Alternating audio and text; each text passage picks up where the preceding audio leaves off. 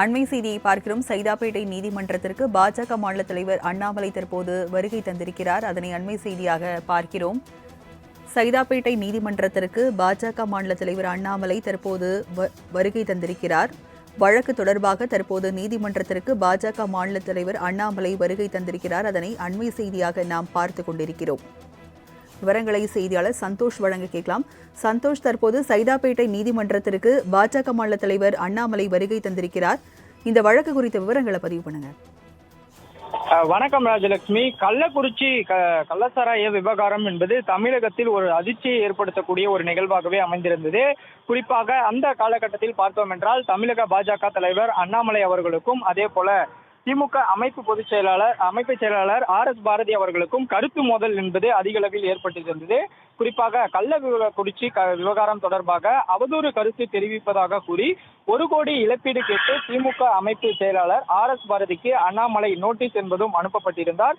குறிப்பாக இந்த நோட்டீஸினுடைய அடிப்படையில் 3 நாட்களுக்குள் அவர் மன்னிப்பும் அதே போல மான நஷ்டஈடு கொடுப்பதாக 1 கோடி ரூபாய் வழங்கவில்லை என்றால் நீதிமன்றத்தில் வழக்கு தொடருவோம் என்று அப்போதே அண்ணாமலை தெரிவித்திருந்தார். கள்ளக்குறிச்சி கள்ளச்சாராய விவகாரத்துக்கு பின்னால் அண்ணாமலையின் சதி இருக்கலாம் என்று திமுக அமைப்பு செயலாளர் RS பாரதியும் குற்றச்சாட்டு என்பதனை தொடர்ச்சியாக முன்வைத்திருந்தார். குறிப்பாக தன்னை தொடர்பு படுத்தி அவதூறு கருத்து தெரிவிப்பதாக கூறிதான் இந்த 1 கோடி ரூபாய் இழப்பீடு கேட்டும் RS பாரதியின் மீது பாஜக தலைவர் அண்ணாமலை அவர்கள் நோட்டீஸ் என்பதும் அனுப்பப்பட்டிருந்தனர். குறிப்பாக பாரதிய ஜனதா கட்சியில் இருக்கக்கூடிய வழக்கறிஞர் பால் கனகராஜ் மூலமாக இந்த நோட்டீஸ் என்பதும் அனுப்பப்பட்டிருந்தது. தொடர்ச்சியாக கள்ளக்குறிச்சி விவகாரத்தை திசை திருப்பக்கூடிய வகையில் RS பாரதி தன் மீது அவதூறுகளை பரப்புவதாகவும் ஆதாரமூலமின்றி இந்த குற்றச்சாட்டுகளை முன்வைப்பதாகவும் தொடர்ச்சியாக தெரிவித்திருந்தார்.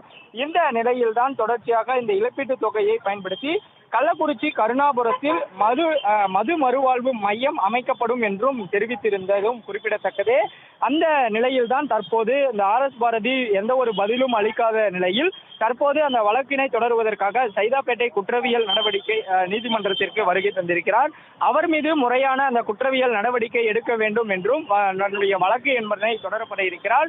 அதற்காக தான் தற்போது இந்த சைதாப்பேட்டை நீதிமன்றத்திற்கு தமிழக பாஜக தலைவர் நேரில் வருகை தந்து இந்த வழக்கை தொடருவதற்கான இந்த வழக்கு பதிவு என்பதனையும் முறையாக செயல்படுத்த வேண்டும் என்று காவல்துறையினரையும் வலியுறுத்துவதற்காக நீதிமன்றத்தை நாடி இருக்கிறார்.